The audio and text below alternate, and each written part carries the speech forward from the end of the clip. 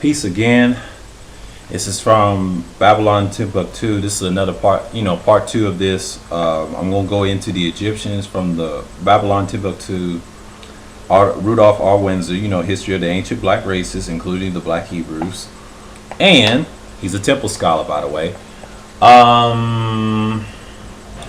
Still on chapter 3 on the Egyptians. The Afro-Asian culture goes to Europe. The Egyptians are Africans, Hamites, descendants of the Hamites. All Hamites are the offspring of their father Ham. Was cursed, by the way. Well, actually, Canaan was cursed because of leprosy, but that don't mean anything because all of them were cursed anyway because they ain't really running nothing now, huh? You still want to be an African? Some of you RBG clowns out there. But it's all about conscious collectiveness, but them people can be very, culturally racist or biased, but they hate us as a whole. So we ain't really unified. That's you seeing it now. But I won't get into it. All Hamites are the offspring of their father Ham. The first Egyptian was called Mizraim, according to the Hebrews. Mizraim was the son of Ham. Genesis 10:6. Ancient and modern scholars have established the location of Mizraim as Egypt. Actually, Egypt just means bondage. A lot of people say that's a Greek word. True. Most people call it Kemet. These so-called scholars, don't know nothing about Kemet, by the way, because they did a lot of shit that nobody didn't agree with. I don't, personally, because I used to study it in high school years ago. And Egypt is nothing but a walk in the park to me. It's too easy. A lot of stuff you can expose about it. The word Mizraim is a plural form of meaning Upper and Lower Egypt. See, Upper and Lower Egypt was called Mizraim. But later, it was called the land of Mizraim. But it was called Egypt later. I don't know, by the Greeks or whatever, Because all the way to get that from, that's interesting etymology. About the 3,300 years before the Christian era, Egypt was divided into two kingdoms. A great black pharaoh, known as kings. See, they called them pharaohs. Those people in Egypt, they call their kings pharaohs. They didn't call them kings; they call them pharaohs. Let's make that clear. Named Menes, united two kingdoms. Yeah, Menes is a pharaoh. There's a lot of pharaohs. I think it's so many in the dynasty. I used to study all the dynasties and the dynastic periods and all that stuff. That's nothing. It's so self-explanatory. I don't have to put Egypt on here because it's irrelevant. Most of y'all know this stuff. This is people that don't know about the Sumerians and all that stuff. That's what I deal with. I deal with the other tribes and all the other groups. Egypt is like, that can be debatable on fact, but I don't have time for Egypt. Egypt is just irrelevant to me because I think people use it so much and don't even understand that they didn't care about nobody. Just like the white man glorifies it as a centerpiece of his Masonic, creed. But all of these groups were Masonic, except for the Hebrews, by the way. I think they were occultists, whatever. But they were all spiritualists. They had a military, except for us. We didn't get it till later. So it said, I'm just rambling off my mouth. Okay, united two kingdoms by conquest. The later pharaohs were a dynastic insignia. Like I just mentioned, insignia, the dynastic periods, On their crown, the snake of Lower Egypt and the hawk of Upper Egypt. Now the snake, most people say a lot of people say lower Kemet. They say that's a lower chakras of the snake.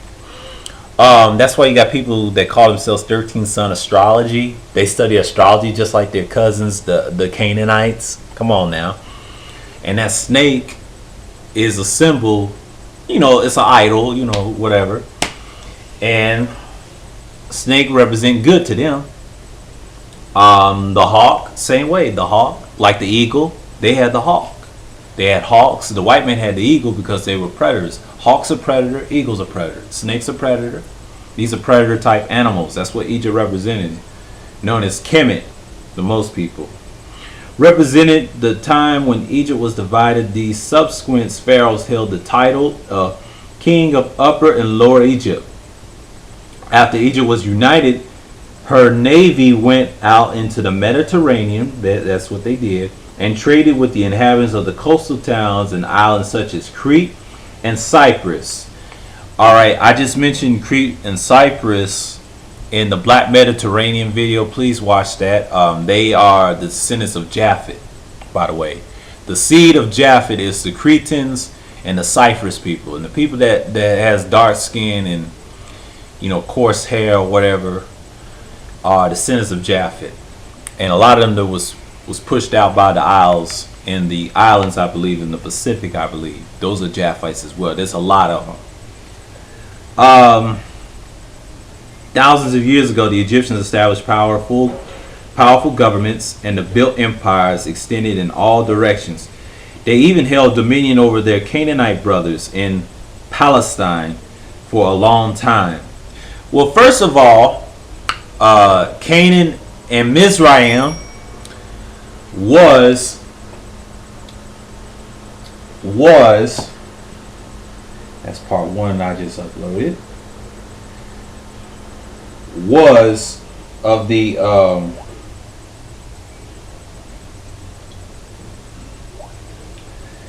was living with Canaan. So you have to remember, Mizraim was living with Canaan at the time period, and that time period was rough. You know, the Egyptians had a hell of a force in their day. Most people call them Khemtians or whatever. Egyptians, they were very tall in stature. You know, they had wisdom. And these guys, when I studied from them, they were black people. I knew they were black during high school and probably since middle school. I've been studying them since middle school. I've been studying the Egyptian culture since actually 6th grade. I've been studying Egypt since 6th grade and up to now. You know, I stopped studying years ago because I used to study that stuff years ago. I got out of that stuff and understood what it meant. So, you know, they have a hell of a culture. A lot of people love it so much. It's the past though, you know. I won't get into this part. They established, you know, what they brothers Palestinian, okay, for a long period. But these black Egyptians were proficient in mathematics. That's what they said, mathematics, medicine, engineering, and agriculture. They used geometry, that's math. They used medicines. See, mathematics, geometry, same thing. The reserve.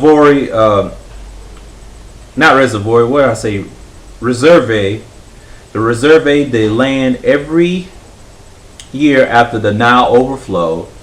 The Pythagoras, the Greeks mathematicians, the Pythagoras were, you know, Ionians, by the way. They call them Greek, as you know, the white man mistakenly calls them. Mathematicians learned mathematics from the black Egyptians by the way of algebra. That's the hardest math on the planet, by the way. Came from the black Arabs, they say. Now, time out. What I just mentioned in part one, that the Arabs conquered those people, what would say Ionians. Those people conquered them for a reason and took their language, and what they did, wrote in Arabic and wrote their language. The Greek language that you see, so-called Greek, the Ionian language, the Arabs copied it and wrote it in their language and wrote it on the walls. So there is no such thing as a Greek language. According to Professor Copper, he mentioned that. I'm just showing you slides right now. This is still the Canaanites I'm talking about, and they're similar to the Egyptians. So I'll show you another one. The obelisk is one. They share the same thing, the same worship. The deity worships.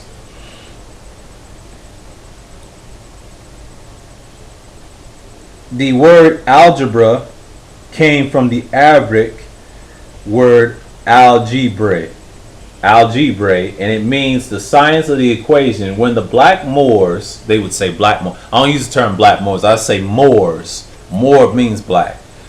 To certain scholars, a lot of people say Moor doesn't mean black, so I ain't gonna get into that. They just say black Moors, by the way, but Moor does mean black to me. I'm just gonna clear that right up. It don't mean anything else. Moor means black. They were Muslims, Orthodox, by the way. Conquered Spain and Portugal. They carried algebra into Europe. Reason why, because they did conquer the Mediterranean too. They ain't gonna tell you that. Those are the same people. And Moors were Canaanites, Ishmaelites, and they were Canaanites, Ishmaelites. There was Canaanites, Ishmaelites, and Fuddites, known as Libyans, in your Bibles or your Bibles, they would say. And Mizraim begot Lydium and Anam and Lahabim and Nathium or something like that, and Pastorism or Clashlim. Out of the womb came Philistine or Philistines. Now the Philistines were they try to say the Philistines were Japhet. Well, first of all, they're not Japhet. I think they're Hamites, by the way. And Capharim. When Mizraim begot his children, they dwelled in Egypt, except for the Capharim and the Philistines, which inhabit the land of Crete and the Mediterranean Sea. I just mentioned the Black Mediterranean history in my video. Talks about that, where I've talked about them invading Egypt. I have pictures of that on the wall of the Sea People. The Sea People were... Take that back. Did I say Philistines or Hamites? Yes, I did. I don't correct myself. They weren't Hamites. They were Japhites, by the way. The Philistines, in my personal opinion, they were Japhet. I don't know if they mixed with Ham, whatever. It's debatable. But I know they did try to fight the Egyptians, the Mizraim people, with inhabited islands of Crete and Mediterranean Sea. In the remote ancient times, the people not only of Asia and Africa were black. They were black, both of them were. But also the people of the southern Europe lands on the Mediterranean Sea. The black races that controlled the commerce and established colonies on the Mediterranean were the Phoenicians, known as the Canaanites, by the way, and the Philistines. The Philistines were Japhites. They try to say Goliath was a Philistine. They said Goliath was a Hamite. Well, first of all, Goliath was not really a Hamite. I think he was a Japhite, by the way. He was black, but he got his head chopped off by David. That was, that's a whole nother topic. Herbert went in his book and began in Babel and says that Crete was a dominant power during and up to the 2nd century BCE. This Cretan power, Japhites, could have been no other than part of the Phoenician Carthaginian Empire, because the city of Carthage did not fall unto the year of 146 BCE. Okay, the Cretan were not Hamites, by the way. They were Japhites that mixed in with the Canaanites, so they mixed in with the Phoenician and Carthaginian Empire. Now, the Phoenician Carthaginian Empire could have been a mixed empire with the descendants of Japhet and a mix of Ham. That's in scripture as well, I believe so. And that's what it says right here in the Egyptians title under the 3rd chapter of this book. Let's see here where I'm at. Okay, where the European civilization and culture began. The scholars say that it came from Africa and Asia through Crete. Investigators consider Crete to be the birthplace of the European culture, they say. Okay. There are many myths surrounding the island of Crete. One is it was Crete that Zeus, father of the gods, abducted the Phoenician princesses of Europa. That's what they call it, Europe, this myth right here. That's why it's a myth. It's not true. It was called Asia Minor at the time. They were fathered 3 sons upon her. Zeus, well, I say Zeus by mistake. My bad. I apologize for that. Came in the form of the white bull, abducted a black princess, because the Phoenicians were a black people. Some scholars believe that before the Indo-European penetrated of the southern Europe and Asia, Greece was called Europe. They say Greece was called Europe. No wonder. Okay, so Greece was called Europe, known as Ionia. Most likely, some Cretans settled in Greece. Now, the Cretans are Japhites, by the way. They were all in Asia. The 3 dark races I just mentioned were in Asia, and what they did was they settled there and went out, Europe. or Yaphetic people. My mistake. That's what I mentioned in my video. Most likely some. Okay, Herbert Wentz said that the name Europe is derived from the Semitic word of herb. Yerb. That's what it's pronounced, Yerb, or Semitic. There's no such thing Semitic. It's actually Shemitic, by the way, but they use the term Semitic to be, synonymous with Shem, of course. He said that the ancient Asiatics considered the word Yerb to be something dark, ignorant, and mysterious. Therefore, Europe was the dark part of the earth. Wow. That's what Herbert Wentz said, Went. I think it's Herbert Went, like Wendt. Yeah, Went. And it says social cataclysm, earthquake, struck the island of Crete. Yeah, they had earthquakes, so I'm telling you, And they said, and destroyed its capital of Konos about 2000 BCE. I got a video about them, about the Mediterranean and then Europe. You can check those videos out. Those are old videos from 2 years ago.